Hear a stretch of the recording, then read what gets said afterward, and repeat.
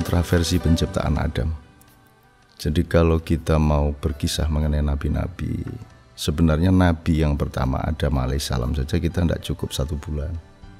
Apalagi kalau kita tidak sekedar mendongeng dan didongengin, sekedar mendengarkan dan memahami alur cerita dan seterusnya, tapi melakukan tafakkur, pemahaman dan pendalaman.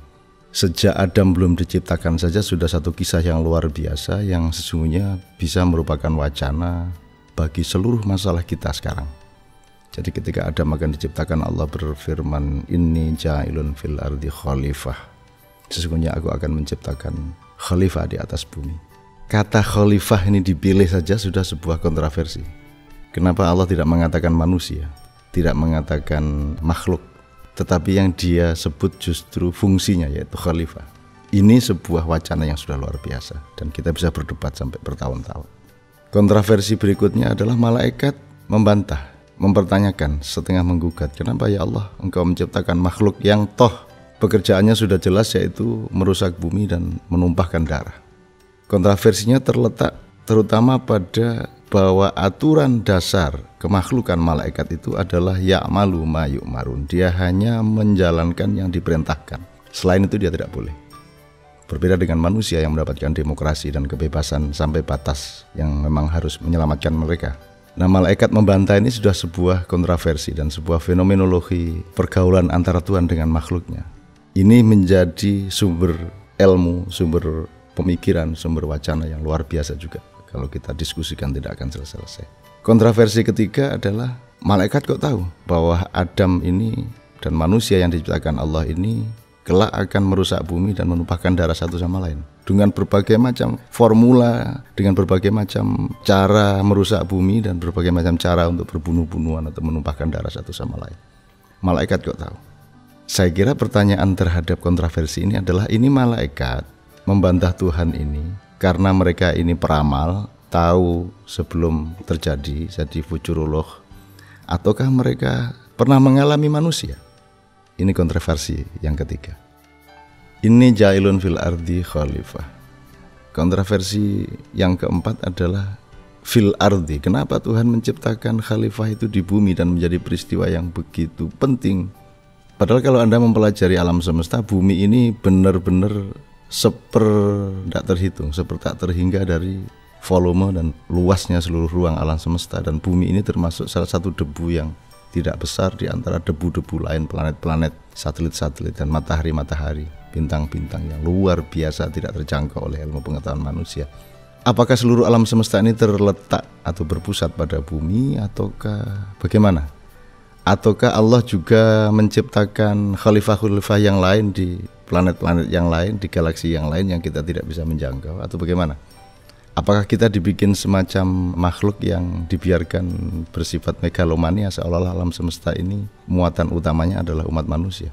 Ini sudah sebuah pertanyaan yang luar biasa, tidak bisa dijawab dan menjadi wacana setiap ilmu pengetahuan. Kenapa fil ardi? Kenapa Allah tidak menciptakan manusia atau barangkali dia menciptakan di berbagai macam planet dan seterusnya yang kita tidak tahu. Ini kontroversi yang keempat.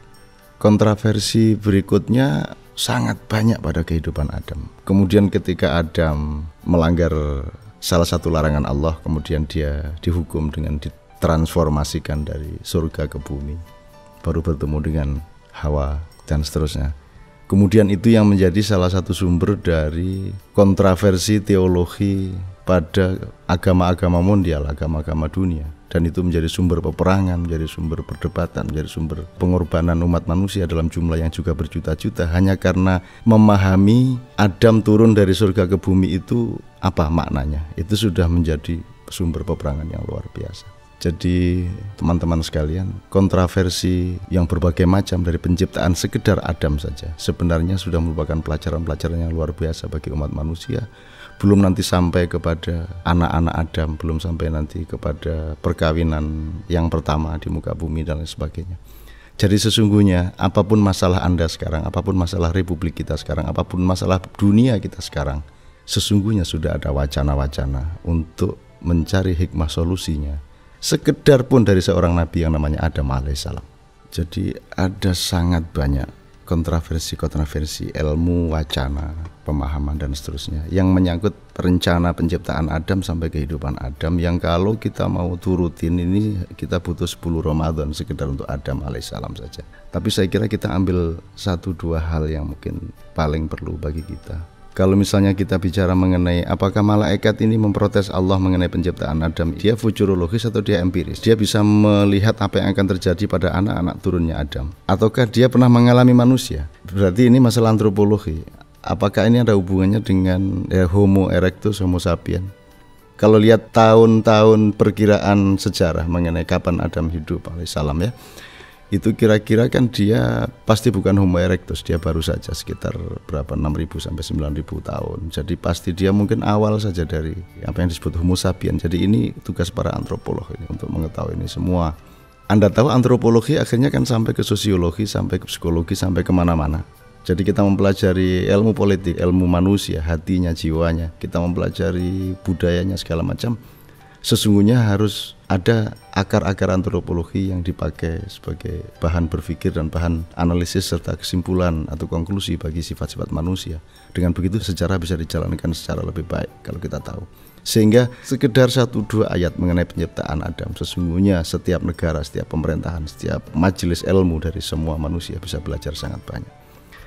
Yang saya kira paling praktis yang bisa kita pakai, karena Anda dan saya bukan ilmuwan, kita bukan orang penting, kita bukan pakar, kita bukan orang hebat, tapi yang paling penting yang bisa kita ambil dari penciptaan Adam adalah bahwa sebagaimana seluruh nabi-nabi dan rasul-rasul berikutnya di dalam sejarah, ada satu yang sangat penting yang harus kita pelajari dan harus kita tiru, ialah bahwa tidak ada di antara mereka yang merasa dirinya baik, tidak ada di antara mereka yang merasa dirinya soleh, tidak ada di antara mereka yang merasa dirinya dekat dengan Allah. Semua merasa berdosa, merasa zalim kepada dirinya sendiri, semua merasa fakir, merasa jahat di hadapan Allah, selalu merasa dirinya itu jelek, buruk, jahat, hina dan lain sebagainya. Sehingga doa Nabi Adam alaihissalam sangat terkenal dan diajarkan kepada anak-anak Islam sejak kecil, dimanapun, sejak dahulu kala.